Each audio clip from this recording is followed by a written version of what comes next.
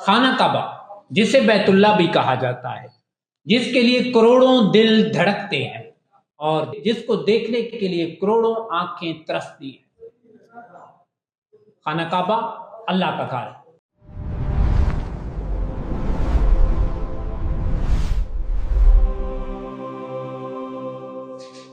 کیا آپ جانتے ہیں کہ جس جگہ خانہ کعبہ موجود ہے، خانہ کعبہ سے پہلے یہاں کیا تھا؟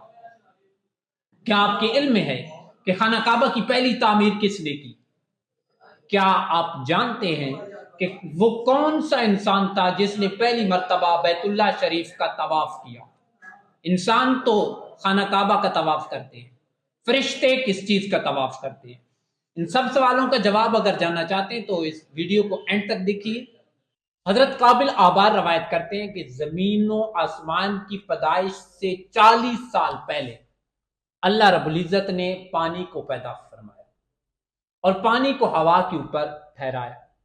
حضرت انس روایت کرتے ہیں کہ اللہ رب العزت نے ایک ہوا چلائی اور پانی کے اوپر اندر ہلچل مچی اور ایک ٹیلا نما زمین ظاہر ہوئی، جس سے پھر اللہ رب العزت نے پوری زمین کو پھیلا دیا، یعنی یہ ٹیلا ام القرى قرار پایا۔ یہ وہی ٹیلا ہے جہاں آج یہ بیت اللہ شریف موجود ہے۔ اللہ رب العزت نے جب اپنے فرشتوں کے سامنے اس بات کا اظہار فرمایا کہ میں زمین میں اپنا خلیفہ قائم کرنے جا رہا ہوں، تو فرشتوں نے عرض کی مولا وہ تو زمین میں خون ریزی کرے گا، قتل و غارت کرے گا۔ اللہ رب العزت نے فرشتوں کو یہ کہہ کر خاموش کرا دیا، انی عالم ما لا تعلم، جو میں جانتا ہوں وہ تم نہیں جانتے۔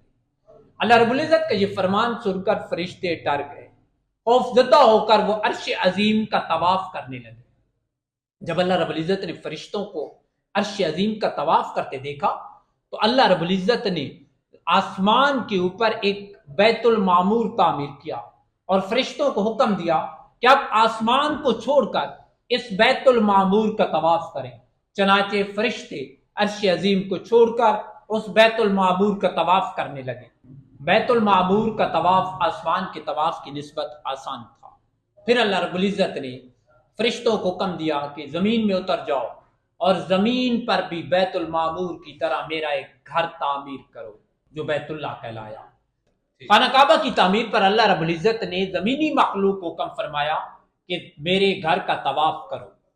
کیا آپ جانتے ہیں کہ فرشتوں کے بعد خانہ کعبہ کی پہلی تعمیر کس نے کی؟ یعنی انسانوں میں سے سب سے پہلے خانہ کعبہ کس نے تعمیر کیا؟ اور وہ مٹی سے یا پتھروں سے تعمیر کیا گیا، اور اس کی شکل و صورت کون سی تھی؟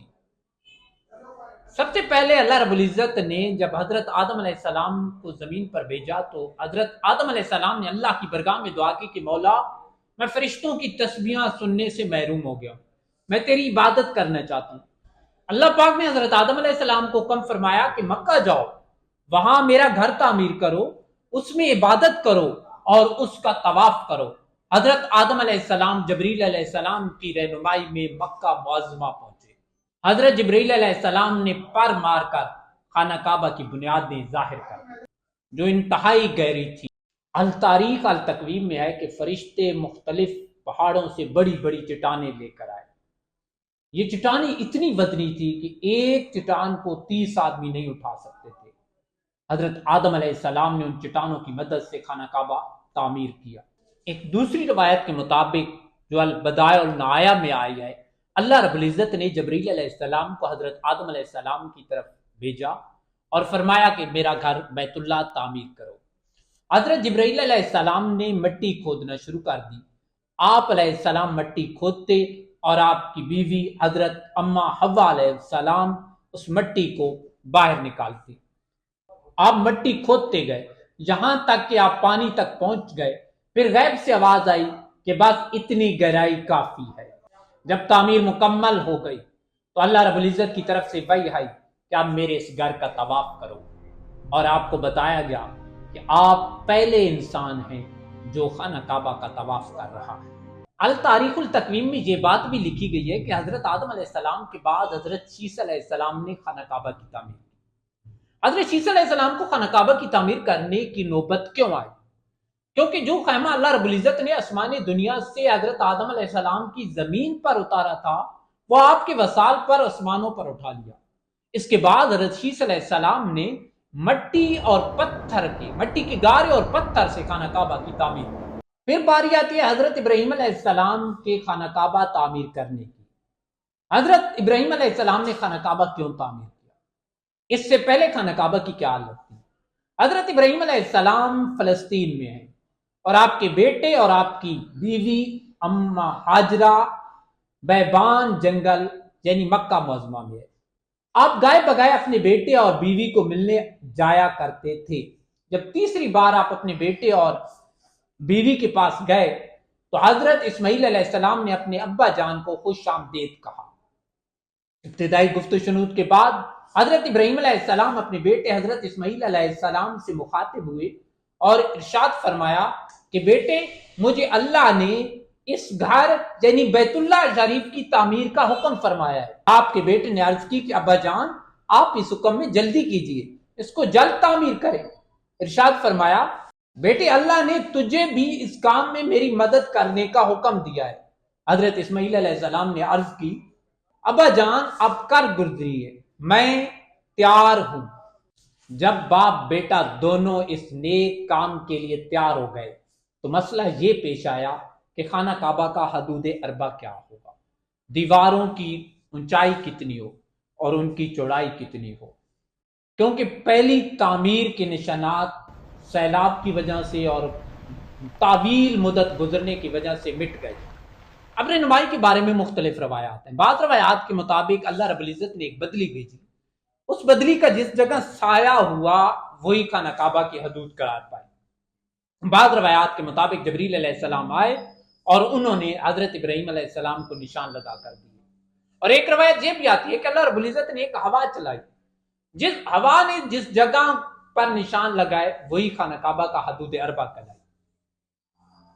خانہ کعبہ کی حدود متعین ہونے کے بعد باپ بیٹا نے اس مقدس فرق کی تعمیر شروع کر دی۔ پھر آسمان دنیا نے دیکھا کہ باپ ایک ممار کی حیثیت سے دیوار تعمیر کر رہے ہیں اور بیٹا ایک مزدور کی حیثیت سے گارا لا رہے ہیں۔ روایت میں آتا ہے کہ اس تعمیر کے لیے فرشتے مختلف پہاڑوں سے پتھر لے کر آئے، جس میں کوہ طور، کوہ جودی، کوہ زیتہ وغیرہ شامل ہے۔ پھر خانہ کعبہ کے اندر دو پتھروں کو بڑی اہمیت حاصل ہے، ایک مقام ابراہیم اور ایک حجر اسود۔ کیا آپ جانتے ہیں کہ یہ پتھر کہاں سے آئے اور ان کو کیوں اہمیت حاصل ہے؟ جب دیواروں کی بلندی کچھ زیادہ ہو گئی تو حضرت ابراہیم علیہ السلام نے حضرت اسماعیل علیہ السلام سے فرمایا کہ ایک ایسا پتھر لو جس کے اوپر میں کھڑے ہو کر تعمیر کر سکوں۔ حضرت اسماعیل علیہ السلام کی ایک پتھر پر نظر پڑی، وہ پتھر آپ لائے، حضرت ابراہیم علیہ السلام اس کے اوپر کھڑے ہو کر خانہ کعبہ کی تعمیر کرنے لگے۔ وہی پتھر جس کے اوپر کھڑے ہو کر حضرت ابراہیم علیہ السلام نے خانہ کعبہ کی تعمیر کی، مقام ابراہیم بن گیا۔ اس کے بعد پھر حضرت ابراہیم علیہ السلام نے حضرت اسماعیل سے فرمایا کہ ایک اور پتھر لو جو خانہ کعبہ کا طواف کرنے کے لیے نشانی بن جائے۔ حضرت اسماعیل علیہ السلام ایک پتھر تلاش کر کے لائے۔ آپ کیا دیکھتے ہیں کہ وہاں ایک اور نورانی قسم کا پتھر لگا ہوا ہے۔ حضرت ابراہیم اسماعیل علیہ السلام نے پوچھا، ابا جان یہ خوبصورت پتھر کہاں سے لائے ہیں؟ حضرت ابراہیم علیہ السلام نے فرمایا کہ یہ فرشتے جنت سے لائے ہیں، اور یہ وہی پتھر ہے جسے دنیا آج حجر اسود کہتی ہے۔ موجودہ حتیم کو خانہ کعبہ کے اندر شامل کیا گیا۔